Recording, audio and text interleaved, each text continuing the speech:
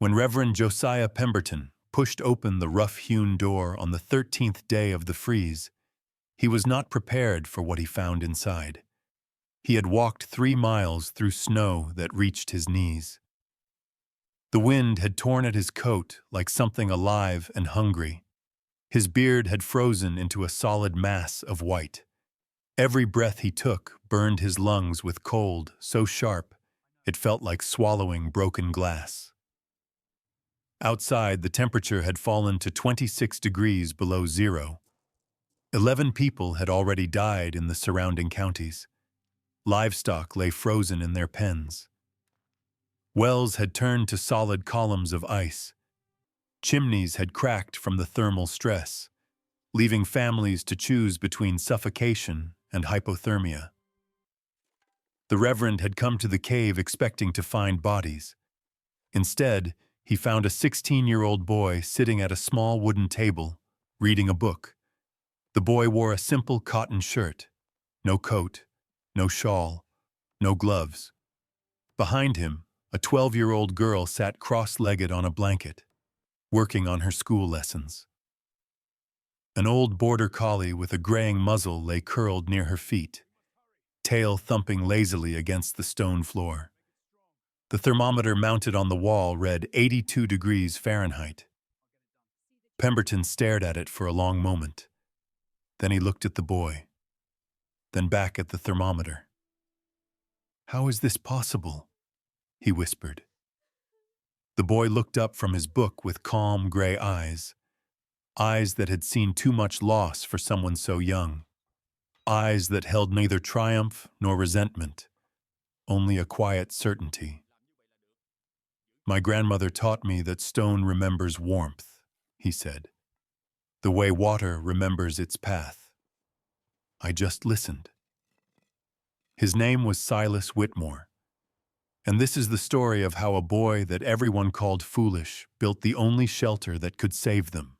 The trouble began 5 months earlier, in the amber days of late August, when the cottonwoods along the Milk River were just starting to turn gold. Cordelia Whitmore died on a Tuesday morning, with the sun streaming through her bedroom window and her grandson's hand clasped in hers. She was 71 years old. She had survived the journey from Cornwall to America at the age of 19. She had survived the death of her husband in a mining accident. She had survived the loss of her only daughter and son-in-law to a river crossing gone wrong. But she could not survive the consumption that had settled into her lungs during the previous winter.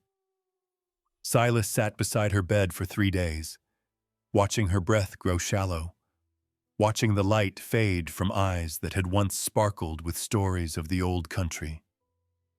His sister Wren, just 12 years old, curled up at the foot of the bed with Copper, the old border collie who had been their grandmother's constant. "Stone does not forget. Stone remembers warmth the way love remembers the ones who are gone. Trust the stone, Silas." Companion for 7 years. On that final morning, Cordelia's hand tightened around Silas's fingers with surprising strength.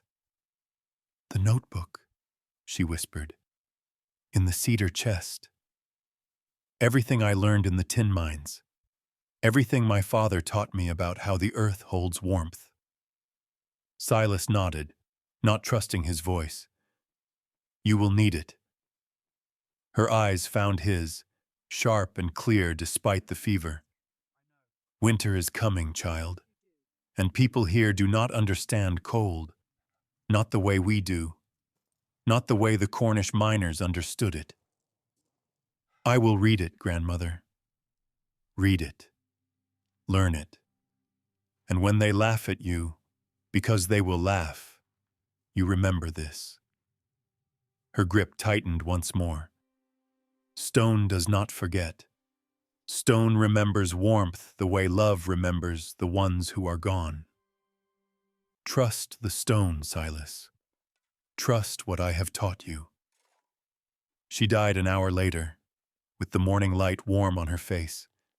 They buried her on the hill behind the cabin, next to the wooden cross that marked where her daughter and son-in-law lay. Wren cried until she had no tears left. Silas did not cry. He stood straight and still, his hand resting on Copper's head, and made a silent promise to the woman who had raised them. He would survive. He would keep Wren safe, whatever it took. The cabin Cordelia left them was 30 years old and showing every day of its age. The stone chimney had developed a crack that leaked smoke whenever the wind blew from the north, which was most of the time. The walls were solid enough, but the chinking between the logs had dried and crumbled, leaving gaps that whistled with every gust.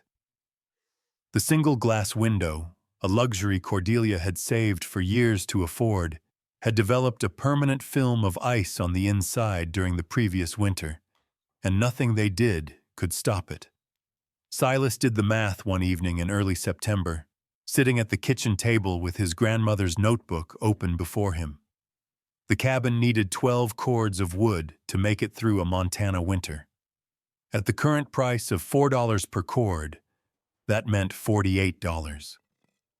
Silas had exactly $11 to his name, earned from odd jobs around the settlement of Elk Ridge, chopping wood, mending fences, mucking out stables. If he worked every available hour between now and the first snow, he might earn another $20. Maybe $25 if he was lucky. That left him short by at least $12, which meant at least 3 cords of wood they would not have. And that was assuming a normal winter.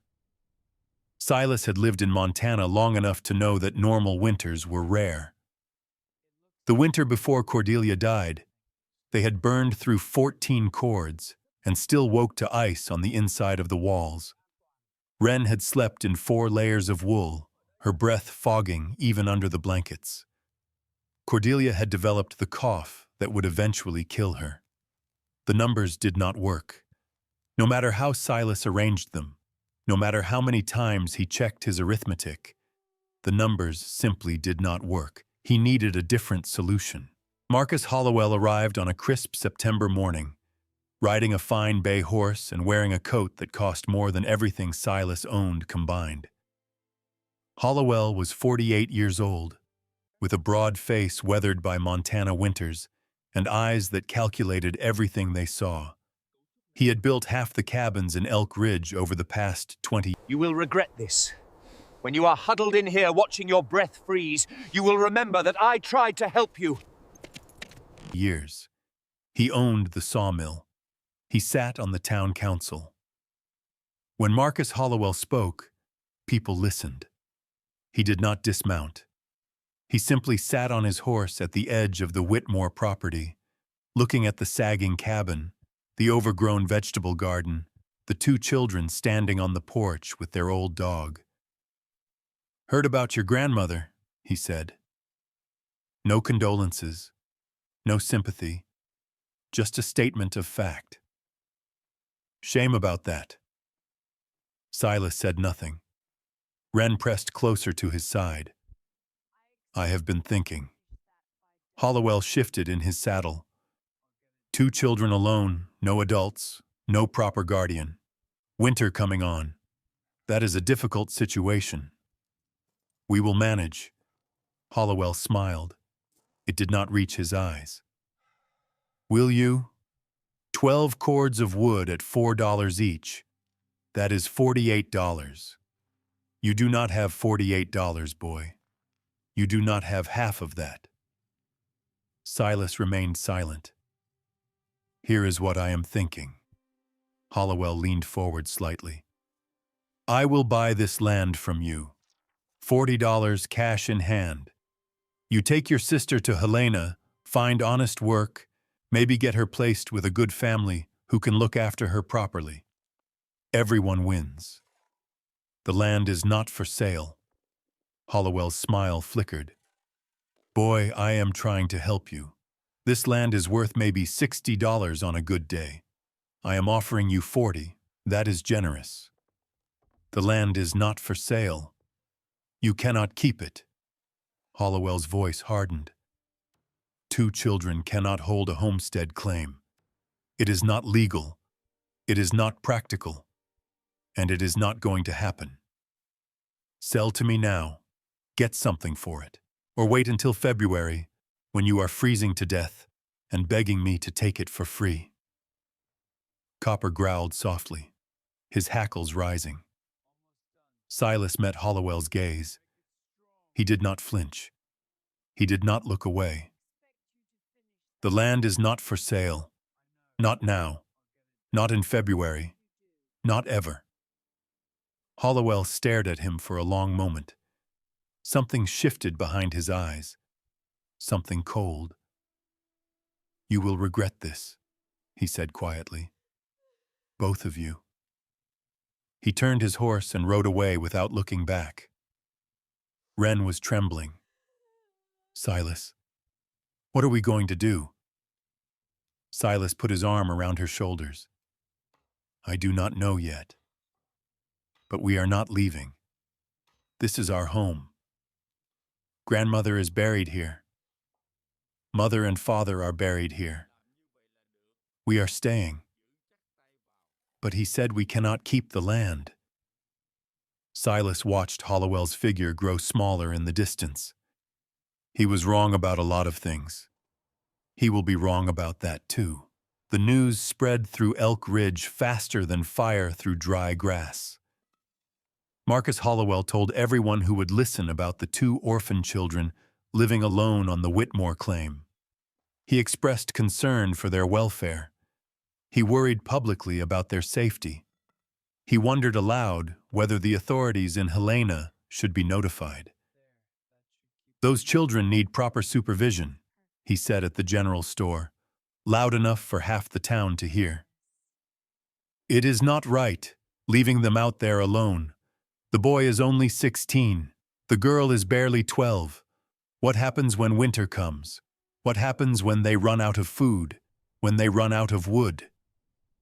Martha Gunderson, a woman whose tongue was as sharp as a freshly stropped razor, picked up the thread and ran with it. I heard the boy is half wild, she confided to anyone who would listen. Never goes to church, spends all his time reading those strange books his grandmother left him. Foreign books, probably pagan nonsense from the old country. That poor little girl, said Eugenia Carver, the schoolteacher, shaking her head. Raised by an old woman who filled their heads with superstition, and now left in the care of a brother who thinks he knows better than everyone else. Something should be done. The whispers reached Silas within a week. He heard them at the general store when he went to buy flour. He heard them at the sawmill when he collected scraps from the discard pile. He heard them in the sidelong glances of people who had known his grandmother for 30 years, but suddenly looked at him like he was a stranger. He said nothing. He simply worked harder. Every morning before dawn, he was at the sawmill, collecting the offcuts and broken boards that nobody else wanted. Every evening after his paying work was done, he hiked 3 miles west to the limestone ridge that rose above the Milk River Valley. You want us to live in a cave? Like animals? Everyone will think we have lost our minds. Carrying tools his grandmother had left him. Wren asked where he was going. He told her he was scouting, looking for something. He would explain when he was ready. She did not believe him, but she did not push. The cave was exactly where Cordelia had described it. The entrance faced southeast, sheltered from the prevailing northwest winds by a thick stand of Douglas fir. The opening was narrow, perhaps 8 feet across, a dark mouth in the pale limestone that most people would walk past without a second glance. But Silas had his grandmother's notebook, and he knew what to look for. He entered with a lantern held high, copper padding silently at his heels. The passage angled slightly downward for about 10 feet, then opened into a chamber that made him catch his breath. 20 feet wide, 40 feet deep, ceiling rising to 12 feet at the center before tapering down toward the back wall, and dry. perfectly, completely dry. Silas ran his hand along the limestone wall, cool to the touch, even though the September sun was warm outside. Dense, solid, ancient. He remembered his grandmother's words, spoken on winter evenings when the fire crackled and the wind howled outside. In Cornwall, we had tin mines that went down hundreds of feet into the earth. And do you know what the miners discovered? The deeper they went, the warmer it became. Not from fire, not from any external source.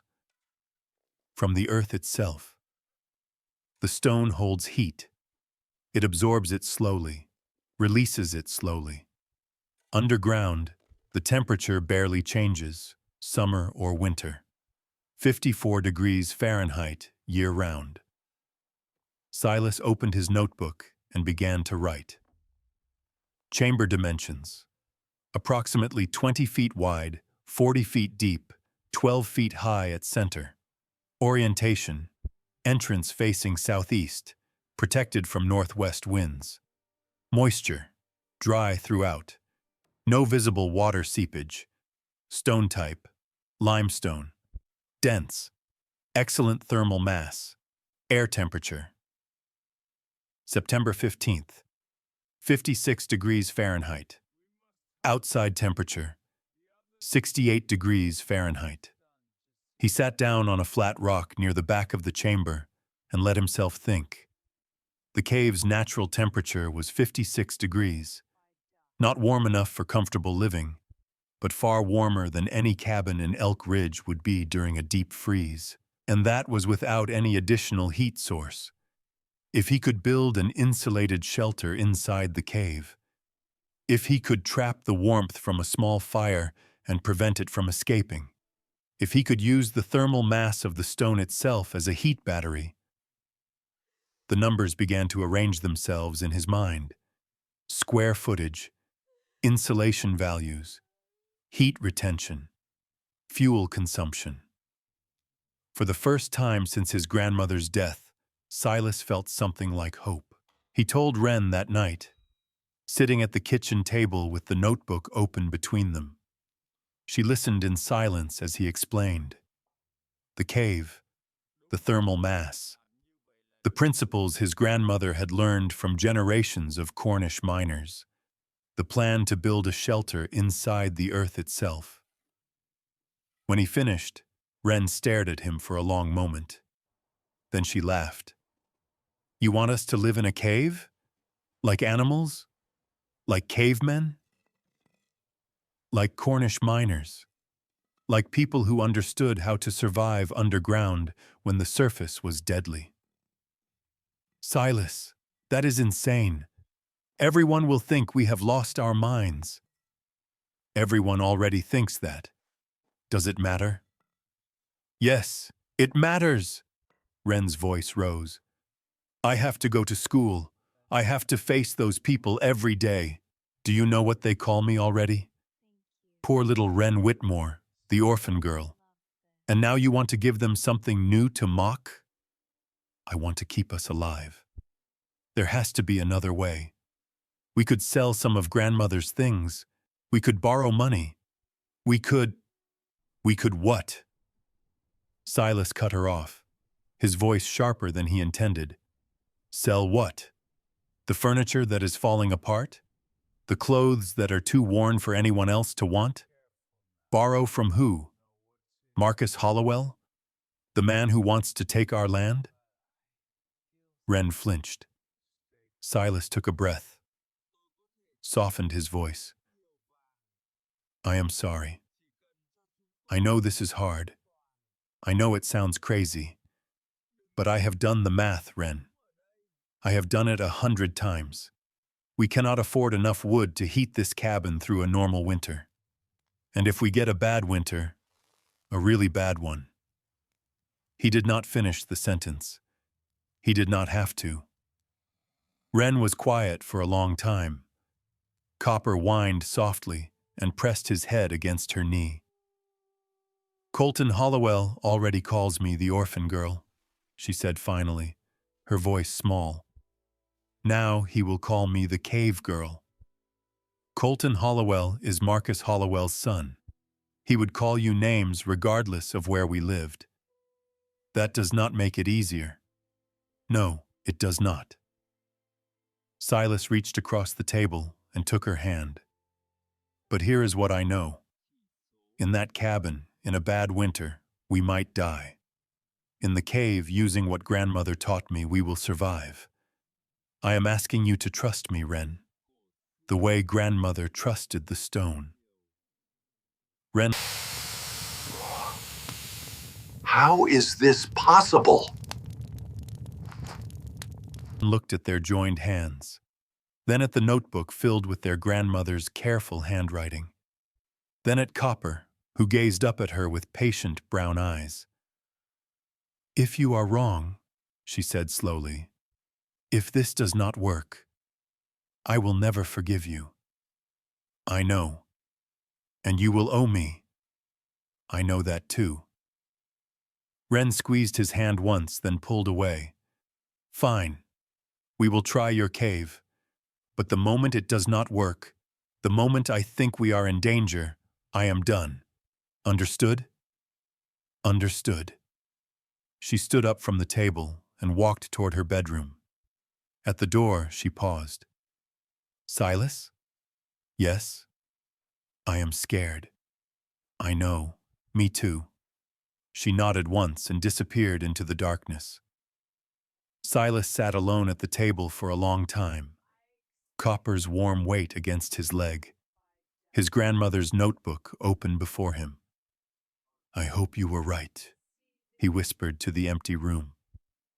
I hope you were right about everything. Now I want to pause here for just a moment. Silas was 16 years old. His sister was 12.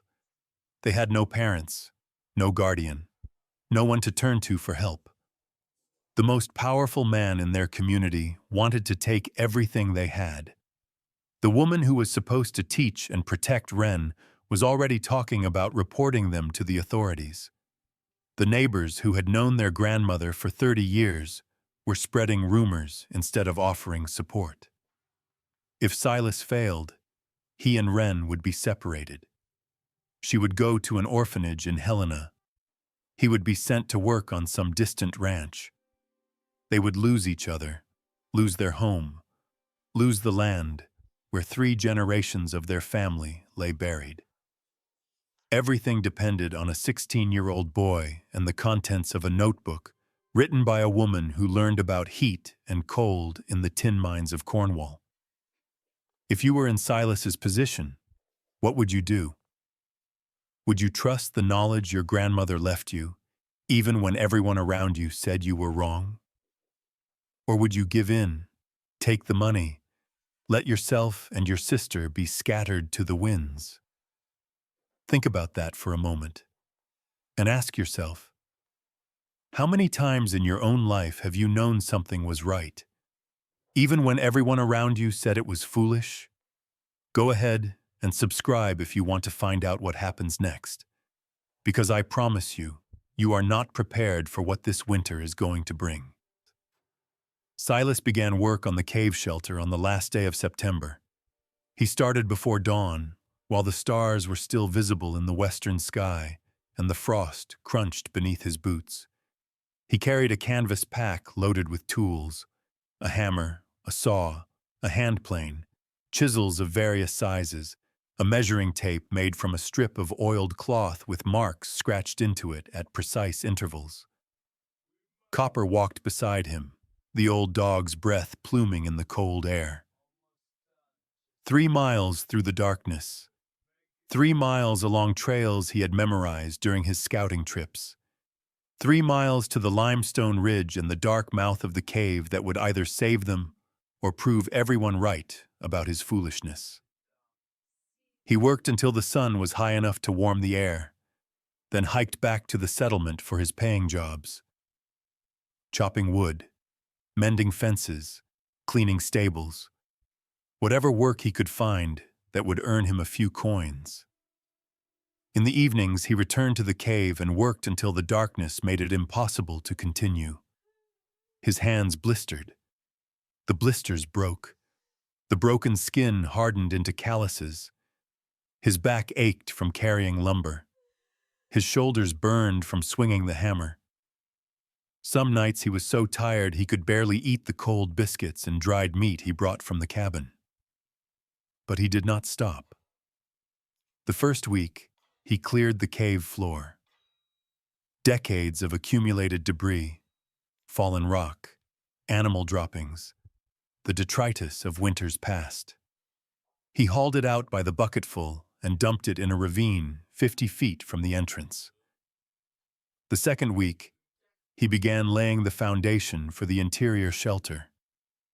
Flat stones collected from a collapsed homestead 4 miles to the north, carried 1 or 2 at a time in his pack. Each stone was placed with care, fitted to its neighbors, creating a mosaic of granite and limestone that would serve as the thermal battery his grandmother had described. "The floor is the key," she had written in her notebook. "Heat rises, but cold sinks. A stone floor absorbs heat during the day and releases it through the night. With proper insulation above it, the temperature remains stable." The miners knew this. They built their underground break rooms on beds of flat stone, and those rooms stayed warm for hours after the lanterns were extinguished. The third week, Silas began construction on the walls. The design was simple in concept, but demanding in execution. An interior room 14 feet long and 10 feet wide, positioned 15 feet back from the cave entrance where the ceiling height was generous and the airflow optimal. Double walls. An outer layer of vertical planks salvaged from the sawmill's discard pile. The gaps chinked with a mixture of clay and dried moss. 16 inches of empty space. Then an inner layer of the same construction. The space between the walls would be partially filled with dried grass and pine needles, materials that trapped air pockets and slowed heat transfer. The remaining empty space would create what Cordelia's notebook called a dead air chamber, an insulating barrier that cost nothing but labor. Silas worked alone, day after day, measuring and cutting and fitting and nailing. His progress was agonizingly slow. A professional carpenter could have done the same work in a quarter of the time. But Silas was not a professional carpenter. He was a 16-year-old boy with a notebook and a desperate determination to survive. By the end of October, he had completed 1 wall. 1 wall out of 4, plus a ceiling and a floor. At this rate, he would not finish before the first serious snow. He worked faster, slept less, ate meals standing up so he would not lose time sitting down. The word around Elk Ridge spread, as such words always do. Marcus Hollowell was the first to come. He appeared at the cave entrance on a gray afternoon in early November, his fine coat spotted with the first flakes of the season's snow. He stood with his hands clasped behind his back, watching Silas work with an expression that hovered somewhere between contempt and pity. "So the rumors are true," he said. "The Whitmore boy is building himself a grave before he is even dead." Silas did not look up from the board he was planing. "I am building a shelter. In a cave, like an animal." Hollowell stepped forward, his boots crunching on the stone floor. "I have built homes in this territory for 20 years, boy. I have seen people try all sorts of foolishness. Sod houses that collapsed. I will not help you for your sake. I will help you because your family does not deserve to suffer for your mistakes. Come in." Underground bunkers that flooded. Lean-tos that blew away in the first strong wind. But this, he gestured at the half-completed wall. "This is something new. It will work. It will not work." Hollowell's voice hardened. "Caves do not have proper ventilation. You will get mold. You will get damp. You will get condensation on every surface that will freeze into sheets of ice. And when the spring melt comes, This whole ridge will seep water like a sponge. You will drown or suffocate or freeze, and your sister will die right alongside you. Silas set down his plane. For the first time, he met Hollowell's eyes. Is that a warning or a threat? Something flickered in Hollowell's expression. It is a prediction. One that I very much hope does not come true. He paused. My offer still stands. $40 for the land. You can be in Helena before the real cold sets in. No. Your grandmother was a fine woman, but she filled your head with old country nonsense that has no place in Montana. Those tin mine tricks might work in Cornwall, where the worst you get is a bit of fog. Out here, winter kills people, real people with real experience. And you are a child playing at survival. Silas picked up his plane again. You should go, Mr. Hollowell. I have work to do. Hollowell stood there for a moment longer, his jaw tight. You will regret this, he said finally. When you are huddled in here watching your breath freeze when your sister is crying from the cold, you will remember that I tried to help you, and it will be too late. He turned and walked out into the snow. Silas watched him go. Then he went back to work. Others followed. Miss Eugenia Carver came the next week, ostensibly to check on Wren's school attendance. She stood at the cave entrance with her arms crossed, watching Silas nail another board into place. I have concerns, she said. Silas drove another nail. I know. Your sister is falling behind in her studies. She seems distracted, anxious. She is worried about winter. So am I. There are people who can help, Silas. Authorities who specialize in situations like yours. Children without proper guardians, living in unsafe conditions. Silas set down his hammer. He turned to face her fully. Miss Carver, I appreciate your concern for my sister. But let me be clear about something. Wren is not going to any orphanage. She is not going to any foster family. She is staying with me, on our land, in our home. That is not negotiable. This is not a home, Miss Carver gestured at the cave walls. This is a hole in the ground. It is a shelter that will keep us warm when the temperatures drop to 30 below. Can you say the same about your schoolhouse? About your boarding house? Miss Carver's face flushed. That is different. Is it? When the worst of winter comes, how warm will your students be?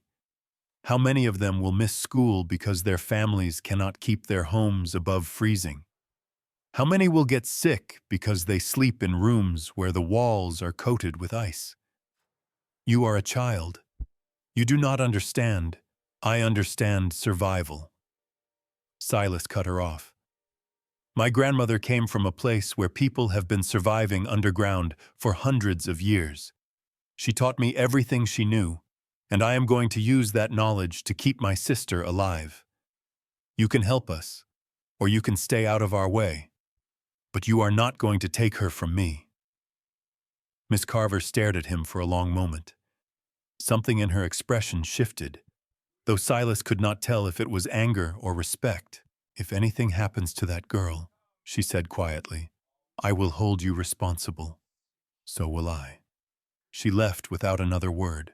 Reverend Josiah Pemberton was gentler, but no less skeptical. He arrived on a Sunday afternoon after the morning service, his breath misting in the cold air. He walked through the cave slowly, examining the half-completed walls, the stone floor, the carefully measured dimensions. Your grandmother was a woman of faith, he said. She attended services every week, rain or shine. She was. And she believed in these methods, these old country techniques. She did. She learned them from her father, who learned them from his father, going back generations. Pemberton nodded slowly. There is wisdom in tradition. I will grant you that. But there is also superstition. Folk beliefs that persist not because they are true, but because people are reluctant to question what their ancestors taught them. Silas pulled out his grandmother's notebook. This is not superstition, Reverend. It is physics. Stone holds heat. Air trapped between walls provides insulation. A small fire in a dense masonry stove radiates warmth for hours after the flames die. These are principles that engineers have measured and verified. Pemberton took the notebook, paging through it with careful fingers. His eyebrows rose at some of the diagrams, the detailed calculations, the precise measurements. Your grandmother was more learned than I realized.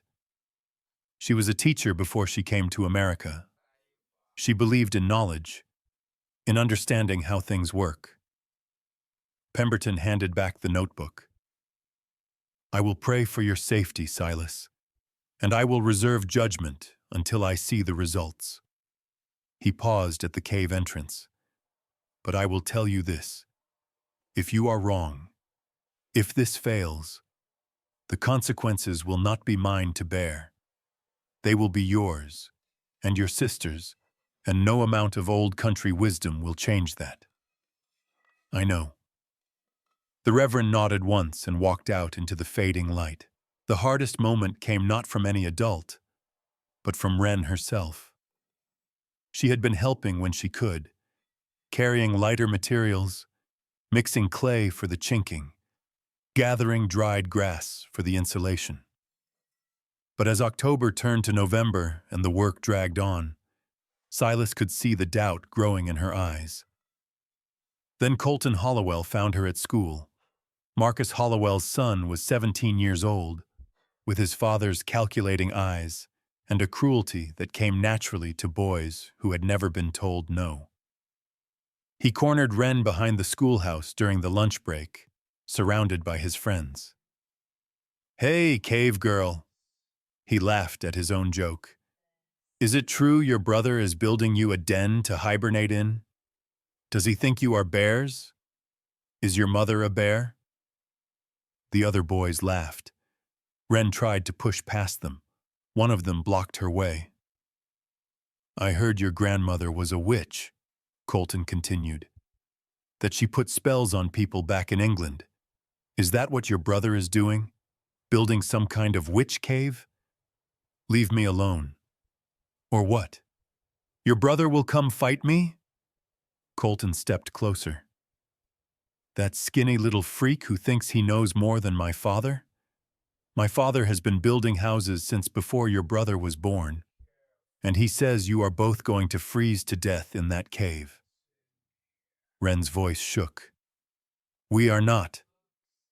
10 cents says you do not make it to Christmas." Colton reached into his pocket and pulled out a coin. "Any takers? Who wants to bet the cave kids will be dead by Christmas?" The boys around him laughed and dug for their own coins. Wren ran. She ran all the way home, burst through the cabin door, and collapsed sobbing on her bed. Copper whined and pressed against her, licking at her tear-stained face. When Silas came back from the cave that evening, he found her still crying. "I hate you," she choked out between sobs. "I hate this. I hate everything. Why can we not just be normal? Why can we not just be like everyone else?" Silas sat down on the edge of her bed. He did not try to touch her. He just waited. "Everyone laughs at us. Everyone thinks we are freaks. And now they are betting money on whether we will die." Wren looked up at him, her face swollen and red. "I do not want to do this anymore. I do not want to live in a cave. I want to be normal. I want Mom and Dad back. I want grandmother back. I want everything to go back to the way it was." "I know." "Then why are you doing this? Why can you not just be like everyone else?" Silas was quiet for a long moment. Then he stood and walked to the window. The glass was already clouding with the first film of interior ice. "Come here," he said. Wren hesitated, then got up and joined him. "See that ice?" He pointed to the frost crystals forming at the edges of the glass. "Last winter that ice was 3 inches thick by January. You remember what it was like. Waking up so cold you could not feel your fingers. Sleeping in every piece of clothing you owned. Watching grandmother cough until she could barely breathe." Wren said nothing. "That is normal, Wren.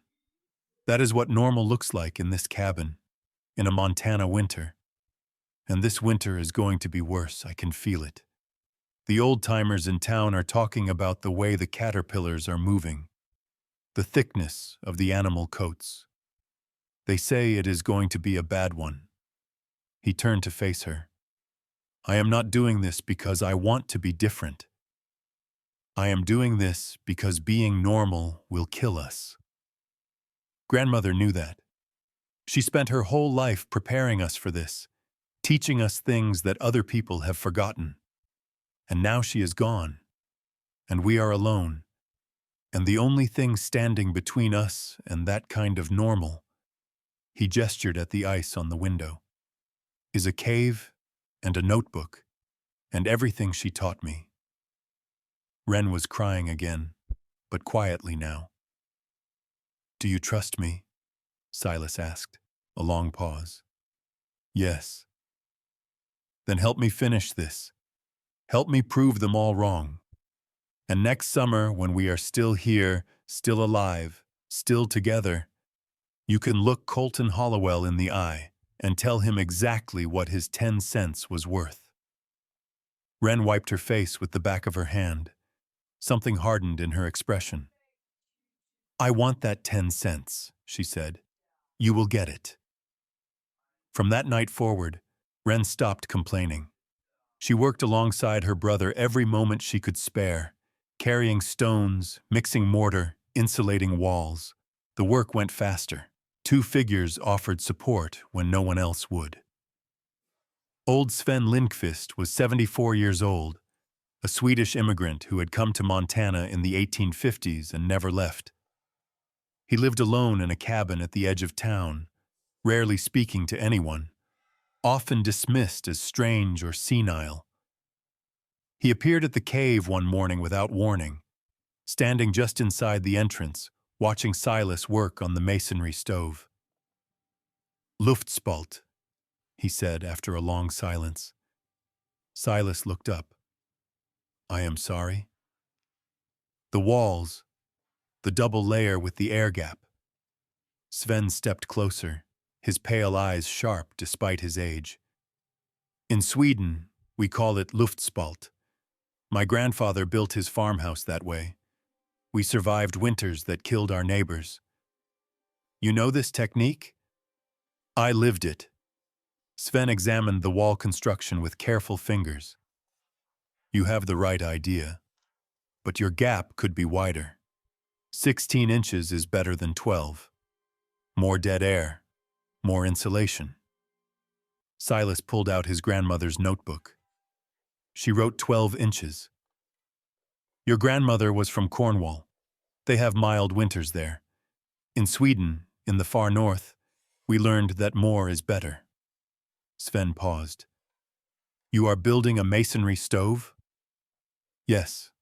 The serpentine design, where the smoke travels through channels before venting." "Good. That is very good." Sven nodded slowly. "I cannot help you with the heavy work. These old bones will not allow it. But I can tell you what I know. And I can show you how to mix the mortar for the stove channels. Get that wrong, and it will crack in the heat." "Why are you helping me?" Sven looked at him with something like sadness. "Because I had a grandson once, about your age. He did not listen when the old ways were offered to him. He trusted in new methods, modern methods, things he read in books written by men who had never seen real cold. Sven's voice dropped. He died in the blizzard of 78. Froze to death in a cabin that everyone said was built properly. He reached out and touched the wall Silas was building. You are listening. That is rare. And I would rather see this knowledge live on than watch it die with me. The second supporter was more unexpected. Martha Gunderson's sister, Harriet. Harriet was everything Martha was not. Quiet, thoughtful, prone to observing rather than speaking. She came to the cave one afternoon with a basket of food and stood watching Silas work for nearly an hour before she said anything. My sister thinks you are foolish, she finally said. Silas kept working. I know. I am not so sure. She set the basket down near the entrance. I brought you some bread and cheese. You are getting too thin. Thank you. I remember your grandmother. She helped me once, years ago, when my first child was sick. The doctor wanted to bleed him. Your grandmother said no. She said to keep him warm and give him willow bark tea. The doctor was furious. Harriet paused. My son lived. The doctor's next patient did not. She looked around the cave at the half-completed walls, the careful construction. I do not understand what you are building here, but your grandmother was the wisest woman I ever knew. If she taught you this, there must be a reason. There is, Harriet nodded. Then I will not add my voice to those who mock you. And if you need anything, food, supplies, someone to talk to who is not convinced you are insane, you know where to find me. She left the basket and walked out into the cold. Silas stared at it for a long moment. Then he sat down, ate the first hot food he had tasted in weeks, and allowed himself to feel, just for a moment, like he was not completely alone. The sabotage came in the third week of October. Silas had spent 2 months of wages to acquire fire bricks from an abandoned blacksmith's forge 4 miles north. They were essential for the masonry stove, the heart of his heating system. Without them, the serpentine channels would crack under the thermal stress. He stored them near the cave entrance, covered with canvas, waiting for the walls to be ready. One morning, he arrived to find the canvas torn away and half the bricks shattered. Someone had taken a sledgehammer to them during the night. The pieces lay scattered across the frozen ground like broken teeth. Silas stood there for a long moment, staring at the destruction. He did not have to guess who was responsible. The boot prints in the mud led back toward town, back toward the Hollowell property. Sheriff McCready came when Silas reported the vandalism. He examined the scene, took notes, asked questions, but there was no proof, no witnesses, no evidence that would hold up. Could have been anyone, the sheriff said, not meeting Silas's eyes. Could have been animals. Animals do not use sledgehammers. The sheriff shrugged and left. That night, at the general store, Colton Hollowell was heard laughing with his friends. 10 cents says the cave boy does not make it to Christmas, he said, loud enough for everyone to hear. Any takers? Wren heard about it the next day. She came to the cave with tears in her eyes. Silas looked at the remaining bricks, counted them, did the math. He would have to rebuild the stove smaller, less thermal mass, less heat retention. But it could still work. It had to work. He picked up his hammer and went back to work. Let me ask you something. Have you ever been in a situation where everyone around you said you were wrong? Where the experts and the authorities and even the people who cared about you all agreed that you were making a terrible mistake? Have you ever had to trust your own knowledge, your own instincts, your own inheritance of wisdom passed down from people who loved you, even when the whole world said you were foolish? Silas was 16 years old. He had no credentials, no experience, no proof that what he was doing would work. All he had was a notebook full of handwritten instructions from a dead woman and the desperate hope that she had known what she was talking about. The people mocking him were not evil. Marcus Hollowell was a successful businessman who had survived 20 Montana winters. Miss Carver was a teacher who genuinely cared about Wren's welfare. Even Colton Hollowell was just a boy repeating what his father told him. They were wrong, but they did not know they were wrong. And neither really did Silas. All he knew was that the alternative was giving up, losing his home, losing his sister, letting his grandmother's legacy disappear into the snow like it had never existed. So he kept building. What would you have done? Would you have trusted the knowledge that was passed down to you? Or would you have listened to the voices telling you to give up? Leave a comment and tell me about a time when you had to trust yourself against the crowd. And subscribe if you want to see how this story ends. They moved into the cave on the 9th of November, 1890. The shelter was not elegant. The walls were rough, the floor uneven in places, the ceiling low enough that Silas had to duck in certain spots. But it was finished. Completely, miraculously, impossibly finished. Silas stood at the entrance with Wren beside him and Copper at his feet, looking at what 3 months of exhausting labor had produced. A room 14 feet long and 10 feet wide. Double walls with a 16-inch gap filled with dried grass and pine needles. A raised plank floor above the thermal stone base. A masonry stove built from the salvaged fire bricks that remained after the sabotage, with serpentine channels that wound through a mass of river stone before venting through a natural fissure in the cave ceiling. A 5-foot vestibule that created an airlock between the cold outside and the living space within. Everything his grandmother had described. Everything she had learned from generations of Cornish miners who had made their living in the cold, dark earth. "It looks like a cabin inside a cave," Wren said. "That is exactly what it is." "Will it work?" Silas took a deep breath. "There is only one way to find out." They brought their belongings that afternoon.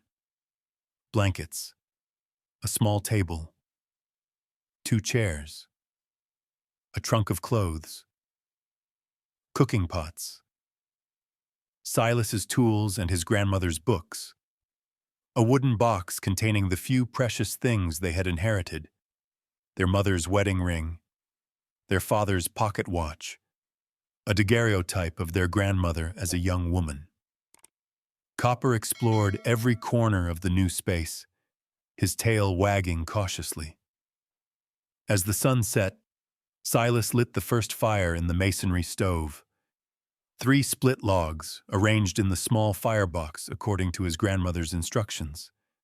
The smoke rose through the channels, warming the stone as it passed, then vented cleanly through the fissure above.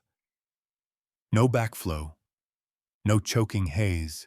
Silas watched the mercury thermometer he had hung on the wall. 52 degrees when they entered. 56 after an hour. 60 after 2 hours.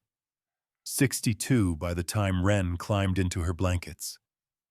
"Silas," she whispered. "Yes?" "I am not shivering." He looked at her in the flickering light of the dying fire. She was lying in her blankets, wearing only a nightgown, no layers of wool, no mittens, no breath fogging in front of her face. "I know," he said. "Is it going to stay this way?" "If I did everything right, yes." Wren was quiet for a moment. Then, so softly he almost did not hear, "Thank you." Silas lay awake for a long time that night, listening to the silence of the cave, feeling the gentle warmth radiating from the stone walls around him. Copper snored softly near the stove. For the first time since his grandmother's death, Silas allowed himself to believe that they might actually survive. December arrived with deceptive mildness. The early winter was cold, but not cruel. Temperatures hovered in the teens and 20s, manageable for most families with well-stocked woodpiles. Snow fell in modest amounts, enough to whiten the landscape, but not enough to trap anyone indoors. In Elk Ridge, people began to relax. Some even joked that the old-timers had been wrong about the coming winter. Maybe it would be a mild one after all. In the cave, Silas kept meticulous records. Interior temperature, steady between 64 and 72 degrees Fahrenheit. Fuel consumption, 2 to 3 logs per day. Stone wall temperature, stable at 68 degrees, even when exterior temperature dropped below zero. Humidity, low and consistent. No visible moisture on walls or ceiling. The numbers were better than he had dared to hope. But he knew that the real test had not yet arrived. The crisis came in mid-December, 3 weeks before the Great Freeze. An unseasonable rainstorm swept through the region, dumping water on ground that was already beginning to freeze. The rain found every crack, every fissure, every weakness in the limestone ridge. Silas woke at 2 a.m. to the sound of dripping. Water was seeping through a crack near the cave entrance, exactly where Marcus Hollowell had predicted it would. A thin stream ran down the wall and pooled on the stone floor, creeping toward their sleeping area. Wren sat up, her eyes wide with fear. Silas, they were right. They were right about everything. For one terrible moment, Silas felt the weight of every doubt, every criticism, every mocking prediction crash down on him. The cave was going to flood. They were going to die. Everyone who had called him foolish was going to be proven correct. Then he remembered his grandmother's voice. Water follows the path of least resistance. If you do not want it somewhere, give it an easier path to somewhere else. Silas got up. He lit a lantern. He pulled on his boots. "What are you doing?" Wren asked. "Fixing it." He worked through the night, digging a drainage channel along the cave floor, angled toward the entrance, sealing the crack with a mixture of clay and pine pitch that his grandmother had described in her notebook, packing the gap with dried moss to absorb any residual moisture. His hands were numb. His back screamed with pain. The water kept coming, and he kept working. Copper stayed close, occasionally licking Silas's frozen fingers as if trying to warm them. By 3 a.m, the flow had stopped. The drainage channel carried the last of the water out of the cave and into the night. Wren was still awake, watching him. "I am sorry," she said quietly. "I should not have doubted you." Silas sat down heavily on his sleeping blankets. Copper pressed against his leg, whining softly. "Everyone doubts," he said. "The important thing is what you do after." The next morning, the cave was dry. The walls were solid. The repair held. When Silas checked the interior temperature, it read 64 degrees. They were ready for winter. It came on January 6th, 1891. The temperature began dropping at noon. By 6 o'clock in the evening, it had fallen 28 degrees. By midnight, the mercury hit 18 below zero. By dawn, 26 below, with winds gusting to 50 miles per hour.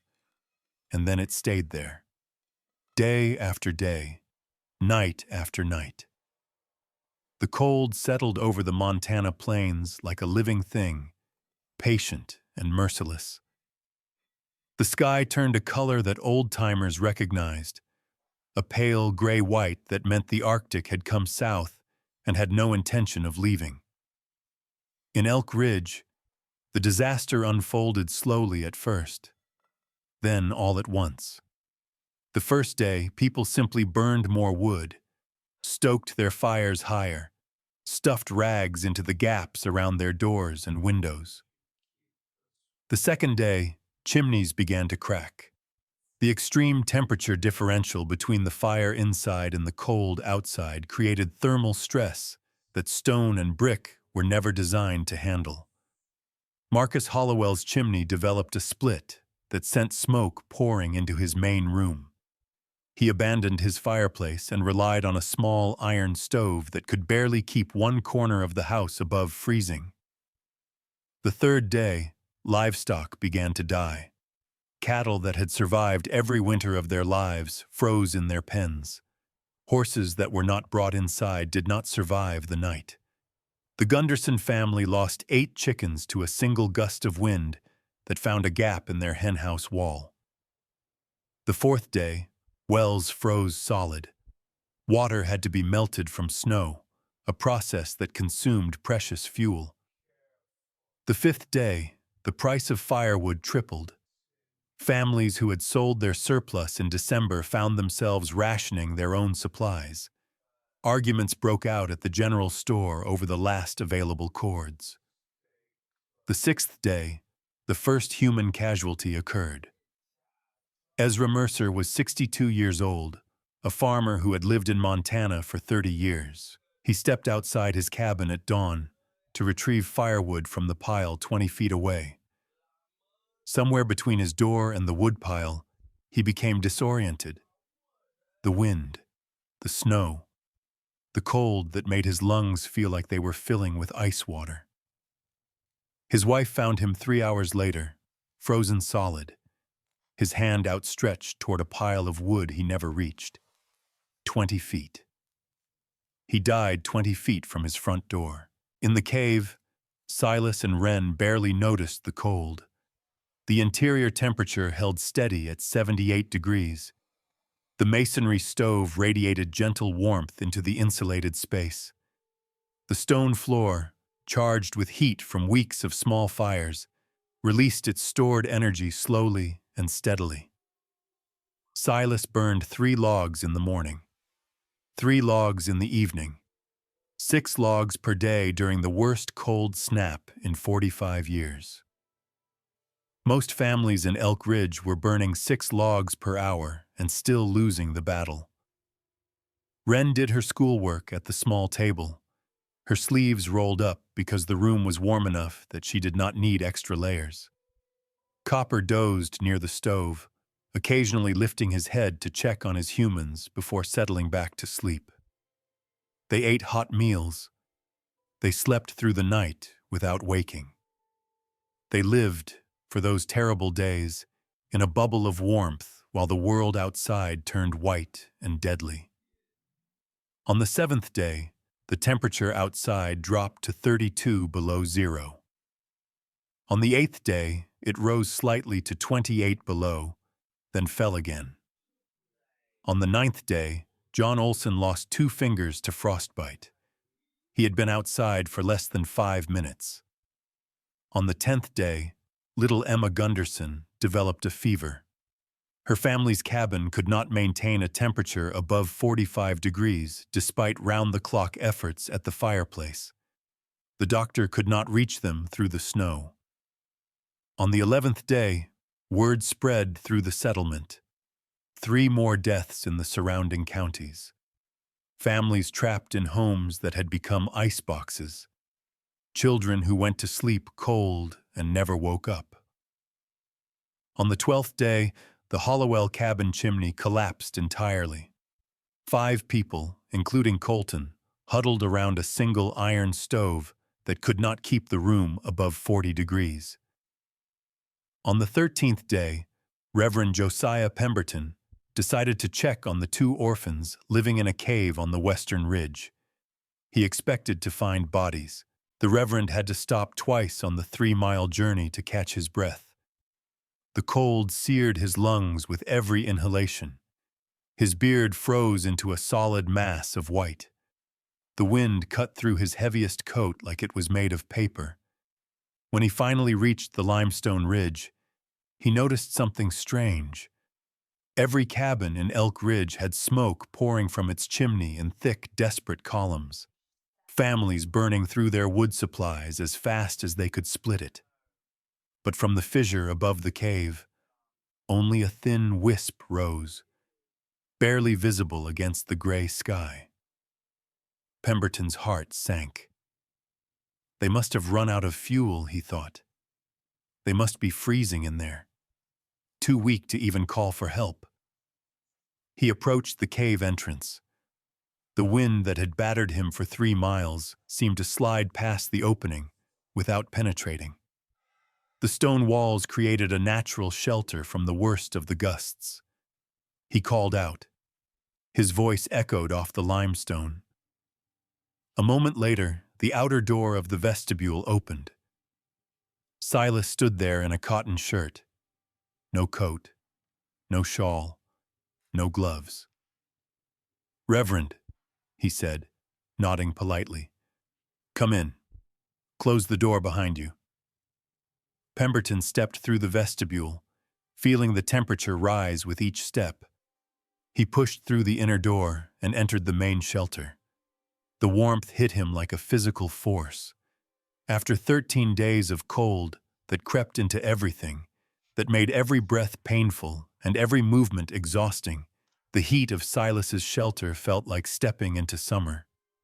His frozen beard began to drip. His numb fingers started to tingle as circulation returned. Wren sat at the small table, working on a mathematics problem. She looked up and smiled. "Good afternoon, Reverend." Copper's tail thumped against the floor in lazy greeting. Pemberton turned slowly, taking in his surroundings. The double walls radiating gentle heat, the stone floor warm beneath his frozen boots, the masonry stove, its fire reduced to glowing coals, still putting out more comfortable warmth than his own roaring fireplace at home. His eyes found the thermometer on the wall. 82 degrees Fahrenheit. "That cannot be right," he whispered. "It has been between 78 and 84 for the past week," Silas said, "depending on how much I cook." "How much wood are you using?" 2 to 3 logs per day, sometimes 3 if we need extra heat for cooking. Pemberton did the math in his head. 3 logs per day meant roughly 1 cord every 2 months. Most families were burning that in a week. Some were burning it in 3 days. "How is this possible?" Silas gestured at the walls around them. "Thermal mass, Reverend. The stone absorbs heat during the day and releases it at night. The double walls trap the warmth inside. The masonry stove extracts heat from the smoke before it vents outside. Nothing escapes. Nothing is wasted." He opened the firebox door to show Pemberton the coals within. Barely glowing. Almost dead. "This fire has been going for 6 hours. I will add 1 log before bed tonight. The stone will keep us above 70 until morning. If I let the fire go out completely, we will still be above 65 8 hours later." 65 degrees with no fire, in weather that was killing people in their own homes. Pemberton sat down heavily on one of the wooden chairs. His eyes were wet, though whether from the warmth or from something else he could not say. "Your grandmother," he said softly. "She taught you all of this?" "She taught me that stone remembers warmth, the way water remembers its path." I just listened. The news spread through Elk Ridge within 2 days. Reverend Pemberton told everyone who would listen. The numbers, the temperature, the impossible comfort of 2 orphan children in a hole in the ground, while the rest of the settlement froze. Some people did not believe him. Some accused him of exaggeration, of being taken in by some sort of trick. So they came to see for themselves. One by one, then in small groups, the people of Elk Ridge made the journey to the cave on the western ridge. They stepped through the vestibule, felt the warmth, saw the thermometer, and stood in stunned silence. The Gunderson family came first, carrying little Emma wrapped in every blanket they owned. The girl had been burning with fever, trapped in a house that could not keep her warm. Within hours of arriving at the cave, surrounded by steady, reliable heat, her shivering stopped. Her fever began to break. "Thank God," Martha Gunderson whispered, tears streaming down her face. "Oh, thank God." She looked at Silas, this 16-year-old boy she had gossiped about for months.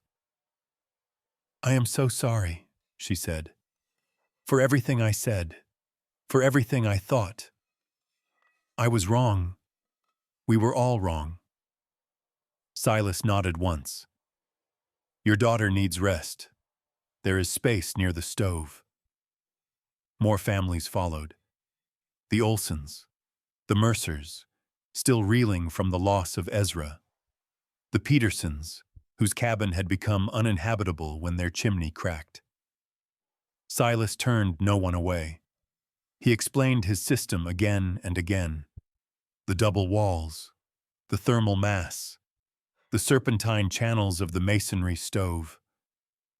He showed them the notebook his grandmother had left, the careful diagrams and calculations, the wisdom of generations distilled into a few dozen pages. Some people listened. Some just wanted to get warm. But everyone who entered that cave left with the same stunned expression on their face. It worked. Against all expectations, against all conventional wisdom, the thing the orphan boy had built actually worked. Marcus Hollowell came on the 14th day. His chimney had collapsed completely. His iron stove could not keep his family warm. His wife and 3 children, including Colton, were showing the first signs of frostbite despite staying indoors. He stood at the entrance of the cave, hat in hand, unable to meet Silas's eyes. Wren saw him first. Her whole body went rigid. "No," she said. "He cannot come in. He tried to take our home. He wanted to send us to an orphanage. He—" "Wren."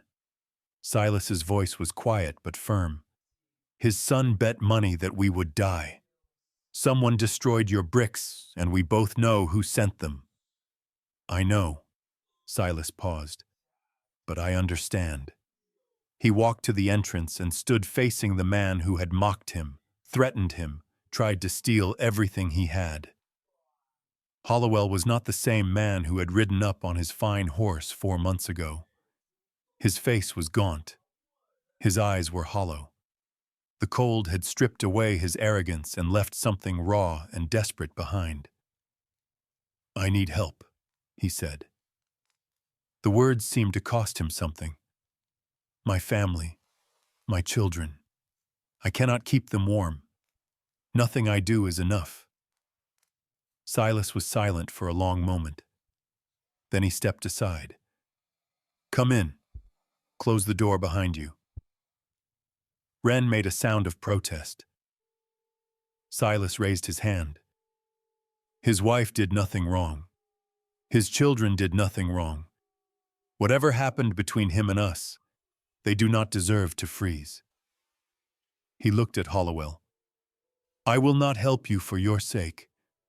I will help you because your family does not deserve to suffer for your mistakes. And because my grandmother taught me that warmth is not something to be hoarded. It is something to be shared." Hollowell nodded once, unable to speak. His family filed in, his wife clutching a baby to her chest. His daughter, perhaps 10 years old, with eyes that had seen too much fear.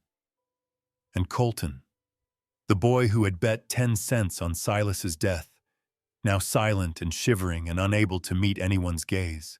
Wren watched them settle near the stove. Her jaw was tight, but she did not object again. Later that night, when the Hollowell children were asleep, Silas sat down next to their father. "Your chimney," he said. "What happened to it?" "Cracked straight through. Thermal stress, I suppose. The stones could not handle the temperature difference. You can fix it. When the weather breaks, Build a masonry heater instead of an open fireplace. Serpentine channels to capture the heat before it vents. I can show you how. Hollowell stared at him. Why would you help me? After everything I said. Everything I did? Silas was quiet for a moment. Because my grandmother did not teach me to survive alone. She taught me to survive by helping others survive. The knowledge is useless if it dies with me. And if your family freezes next winter because I refuse to share what I know. He shook his head. That is not who I want to be. Hollowell said nothing, but something in his eyes shifted. Now let me pause here, because this is the moment that defines who Silas Whitmore really was. He was 16 years old. He had been mocked, threatened, undermined at every turn. The man sitting beside him had tried to steal his home and send his sister to an orphanage. The man's son had bet money on his death. Someone had destroyed his materials and no one had been punished. And Silas helped him anyway. Not because he had forgiven them, not because he had forgotten what they did, but because he understood something that most people never learn. That vengeance and warmth cannot coexist. That you cannot keep yourself warm by keeping others cold. His grandmother had taught him about thermal mass and insulation, but she had also taught him about generosity, about the kind of strength that gives instead of takes. Silas did not help Marcus Hollowell to prove a point. He did not help him to be the bigger person. He helped him because that is what the knowledge was for. It was meant to be shared. It was meant to spread. It was meant to keep people alive. That is the difference between wisdom and mere information. Information can be hoarded. Wisdom has to be given away. What would you have done in Silas's place? Would you have turned away the man who tried to destroy you? Or would you have found the strength to offer him warmth? Think about that. And subscribe, because the legacy of what happened in that cave is going to surprise you. The cold broke on January 23rd. The temperature rose to 0, then to 10 above, then to 20. The wind died. The sun emerged from behind the gray-white curtain that had covered the sky for 17 days. People emerged from their homes blinking in the light, like creatures rising from hibernation. The accounting began. 11 dead in the surrounding counties. 3 from exposure. 2 from cabin fires started by desperate attempts to generate heat. 1 from smoke inhalation when a chimney collapsed. 5 from various complications of the cold. Livestock losses were catastrophic. Entire herds had been wiped out. Some families lost everything they had invested in cattle and horses. Firewood reserves were devastated. Families who had planned for 12 cords had burned through 18. Some had dismantled fences, sheds, even furniture to keep their fires going. The economic damage would take years to recover from. And in the cave on the western ridge, Silas Whitmore had used 4.5 cords of wood for the entire winter. He had 3 cords remaining. The spring brought visitors. Not skeptics this time. Not mockers or doubters. People came to the cave with notebooks of their own, with questions, with a desperate hunger to understand how a 16-year-old boy had survived the worst winter in 45 years using a fraction of the resources everyone else had needed. Silas turned no one away. He explained his methods again and again, drawing diagrams in the dirt, demonstrating the principles of thermal mass and insulation. He showed them his grandmother's notebook. He walked them through the construction of the masonry stove, the double walls, the vestibule airlock. 3 families began modifications to their homes before the snow had fully melted. Simon Voss, a trapper who had barely survived the freeze, insulated his cabin's north wall using the double-layer technique. His interior temperature rose by 12 degrees with no additional fuel. Harriet Gunderson's husband rebuilt their fireplace as a simple masonry heater. Their wood consumption dropped by 40%. Even the schoolhouse got an upgrade. Miss Eugenia Carver, who had once threatened to report Silas to the authorities, advocated for double-wall insulation in the new building. That winter, her students were able to remove their coats indoors for the first time anyone could remember. The changes spread slowly, unevenly, the way practical knowledge always does. But they spread. By 1895, an estimated 37 homes and structures within 50 miles of Elk Ridge had incorporated techniques derived from Silas's cave shelter. Average winter wood consumption in the area dropped by 28%. Families reported fewer illnesses related to cold exposure. Children slept through nights without waking from shivering. Marcus Hollowell never publicly apologized. His pride would not allow that. But every cabin he built after the winter of 1891 included some version of what he had learned in that cave. Thicker walls with insulation gaps, masonry heaters instead of open fireplaces, vestibule entries to reduce drafts. When clients asked why his designs had changed, he would say thermal efficiency, basic physics. He never mentioned Silas by name, but the influence was unmistakable. Silas and Wren lived in the cave for 6 years. During that time, Silas turned 21, old enough to legally hold the homestead claim that Hollowell had tried to take from them. Wren graduated from Miss Carver's school and became a teaching assistant herself, helping younger children learn to read and write. Copper died in the winter of 1893, at the age of 10.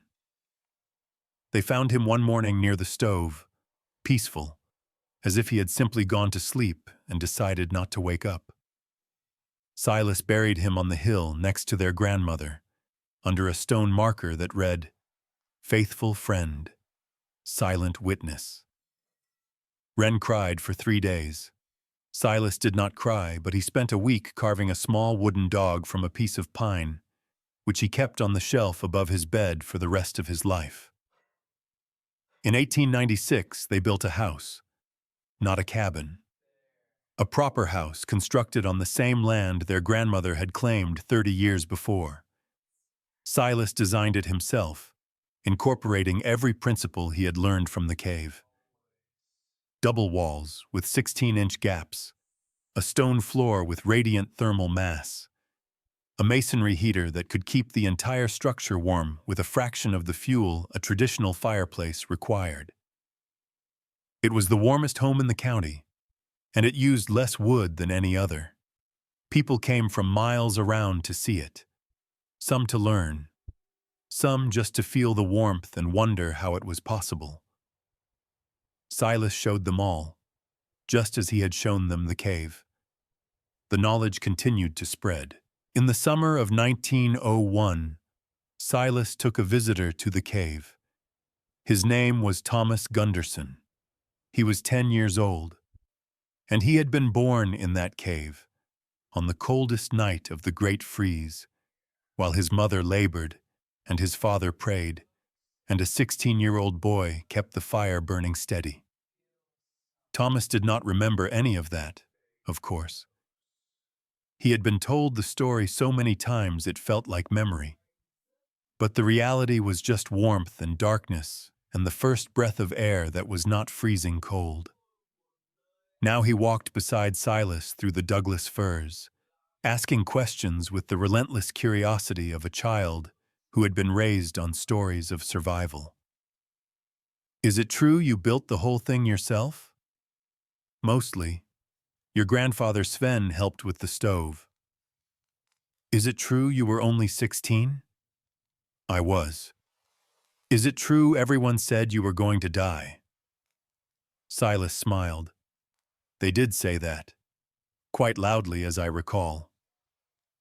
They reached the cave entrance. The wooden shelter had weathered over the years, but the structure was still sound. Silas had maintained it, partly out of habit, partly out of something he could not quite name. Thomas stepped inside and looked around with wide eyes. "It is warm," he said, surprised, "even without a fire. The stone holds heat. It has been holding heat since before humans walked this land. How did you know it would work?" Silas was quiet for a moment. Through the cave entrance, he could see the hill where his grandmother was buried, next to Copper's small stone marker. "My grandmother came from Cornwall," he said, "a place where people have been mining tin for hundreds of years. She learned from her father, who learned from his father, going back generations. She taught me that stone does not forget, that it remembers warmth the way love remembers the people who are gone." He looked down at the boy who had been born in this cave, who carried forward a story that would outlive them all. "I just listened." Thomas nodded slowly, the way children do when they are storing something important for later. "Will you teach me?" he asked. "The way your grandmother taught you?" Silas put his hand on the boy's shoulder. "I will teach anyone who wants to learn. That is what the knowledge is for." There is a coda to this story that happens nearly a century later. In 1978, researchers from Montana State University came to Elk Ridge as part of a study on traditional building techniques. They had heard rumors of a cave shelter somewhere in the area, built during the Great Freeze of 1891. A local guide led them to the limestone ridge. The cave was still there. The wooden shelter had weathered and partially collapsed, but the stone floor remained intact. The masonry stove stood solid, its serpentine channels still visible through the deterioration. And scratched into the wall, near where the thermometer had hung, were 6 columns of numbers. Temperature readings, recorded in a careful hand, documenting 6 winters of life in the cave. The researchers measured the interior temperature on a December afternoon. No fire, no recent occupation, 51 degrees Fahrenheit. Outside temperature, 19 degrees. The thermal mass of the cave was still doing its work, nearly 90 years after Silas Whitmore had first recognized its potential. "Ingenious use of natural thermal properties," one researcher wrote in his field notes. "Occupant understood heat retention better than most modern engineers." He did not record Silas's name, but the knowledge remained, embedded in the stone, waiting for anyone willing to listen. Silas Whitmore lived until 1952. He was 78 years old when he died, passing peacefully in the house he had built on his grandmother's land. Wren outlived him by 11 years. She never married, but she helped raise 3 generations of the settlement's children, teaching them reading and writing, and when they were old enough, the principles of thermal mass and insulation that her brother had learned from their grandmother. The house still stands today. It has been modified over the years, updated with modern conveniences, but the bones of it remain the same. Double walls, stone floors, a masonry heater that still functions, still radiates warmth, still defies the logic of conventional construction. Visitors sometimes ask the current owners about the strange design, about the thickness of the walls, the serpentine channels in the heating system, the unusual attention to insulation. The owners tell them about a boy named Silas, about a grandmother from Cornwall who knew the secrets of tin miners, about a winter so cold it killed 11 people and destroyed countless families, and about a cave where 2 orphaned children survived because they trusted in knowledge that everyone else had dismissed as foolishness. The cave is still there, on the limestone ridge 3 miles west of what used to be called Elk Ridge. The entrance is half hidden by Douglas firs now, nearly invisible unless you know where to look. The wooden shelter has collapsed entirely, reclaimed by time and weather. But the stone floor remains. The masonry stove still stands, a monument to a 16-year-old boy's desperate determination. And on cold days, if you step inside, you can still feel it. Warmth, rising from the stone, held in the limestone walls. Waiting. The thermal mass of that cave has been absorbing and releasing heat for millions of years. It does not care about human stories, human struggles, human pride. It simply does what stone has always done. It remembers. Warmth flows into it and stays. Cold flows around it and passes. The temperature inside remains stable, constant, reliable, regardless of what happens in the world outside. Silas Whitmore did not invent thermal mass. He did not discover new laws of physics. He did not pioneer revolutionary technology. What he did was simpler and harder. He listened to his grandmother, to the stone, to the accumulated wisdom of generations who had survived by paying attention to how the world actually worked. And when everyone told him he was wrong, he kept listening. That is the lesson of the cave. Not the construction techniques, though those are valuable. Not the fuel savings, though those are significant. The lesson is this: sometimes the wisest thing you can do is trust the people who came before you. Trust the knowledge they earned through suffering and observation and trial and error. Trust that they wanted you to survive, and that they gave you the tools to do it. Stone remembers warmth the way water remembers its path, the way love remembers the ones who are gone. Trust the stone. Trust what you have been taught. And when they laugh at you, remember this: they will stop laughing when the cold comes. Educational note: this video presents historically inspired reconstructions for educational and storytelling purposes. Characters, names, and specific events are fictional, while the techniques, concepts, and principles discussed are based on real historical practices and well-established physical knowledge. The principles of thermal mass, double wall insulation, and masonry heaters described in this story are documented in engineering literature and are still used in modern passive house construction. Any modern application should be evaluated according to current standards, safety guidelines, and applicable laws or regulations. This content is educational in nature and does not constitute professional, technical, or legal advice. If you found this story valuable, hit that subscribe button and share it with someone who needs to hear it. Every week, I bring you real techniques from real people who survived when everything depended on getting it right. These are not fantasy stories. These are lessons written in snow and stone and the bones of people who made it through. The past is not primitive.